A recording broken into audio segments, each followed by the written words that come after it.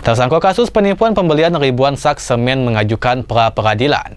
Hal itu dilakukan karena pihak tersangka merasa penangkapan dan penahanan YL tak sesuai prosedur penangkapan dan penahanan. YL, tersangka kasus dugaan penipuan pembelian puluhan ribu sak semen yang ditangkap Polda Jambi beberapa waktu lalu. Dan video saat digiring yang sempat viral di media sosial mengajukan pra-peradilan. Tersangka mengajukan pra-peradilan melalui kuasa hukumnya Epa El Rahman. Pra-peradilan itu dewek sudah terdaftar pada 14 September lalu dengan nomor 10-pit-PN.2021-PN.JMB. Kuasa hukum YL Epa mengatakan langkah Iko diambil dengan alasan penetapan YL sebagai tersangka tidak sesuai dengan prosedur, termasuk juga dengan proses penangkapan dan penahanan, seperti tidak dapat menunjukkan surat penangkapan yang diminta saat berada di Jakarta.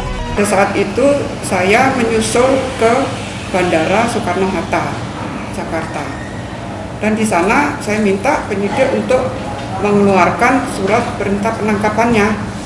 Karena saya sebagai lawyer harus melihat penangkapan, surat penangkapan yang dibuat oleh Polda Jambi untuk menangkap klien saya, dan itu wajib dikeluarkan sebelum ada penangkapan.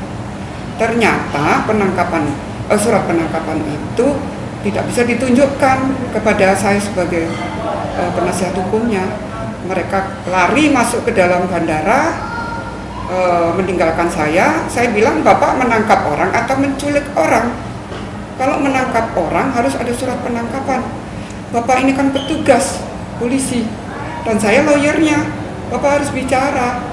Kalau ada surat penangkapan, ternyata tidak bisa menunjukkan surat penangkapan itu.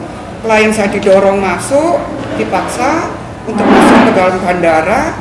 Dibawalah klien saya sampai ke bandara Jambi. Upaya kita selanjutnya, satu, kita mau mengajukan pra-peradilan atas ketidaksahan penangkapan.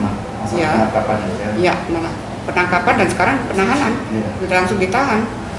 Nah, itu yang kita ajukan pra-peradilan, dan itu sudah masuk di tanggal 14. 14 kita berusaha untuk supaya untuk keadilan ya, untuk hukum ini, bagaimana penerapan hukum ini. Lebih lanjut dijelaskan Epa, kasus Iko bermula dari kerjasama pengadaan bahan material bangunan antara PT Bengkalis Era Jaya dan CP Alam Cahaya Cinta, di mana YL yang bertindak untuk CP Alam Cahaya Cinta diminta memesan 30.000 sak semen dan batu split dengan duit muka sebesar 1 miliar rupiah. Selanjutnya YL meminta bantuan saudara Suyanto dari pihak PT Bengkalis Era Jaya untuk membantu memesan 30.000 sak semen dengan menyerahkan duit muka 400 juta rupiah dan cek senilai Rp 1.310 juta rupiah. Dalam perjalanannya, pelapor hanya mengirimkan 20.800 sak semen kepada YL, sementara sisanya 9.200 dikirim sendiri oleh Suyanto ke PT Bengkalis Era Jaya, sehingga sisanya 9.200 sak yang dikirim dewek pelapor bukan lagi tanggung jawab Y. Kemudian cek pembayaran pelunasan dari PT Bengkalis Era Jaya yang akan dicairkan ditolak oleh pihak bank karena dana tidak cukup, sehingga pembayaran pelunasan atas pemesanan 20.800 sak semen juga belum dapat dilaksanakan. Dimas Anjaya, Cek TV, ngabar.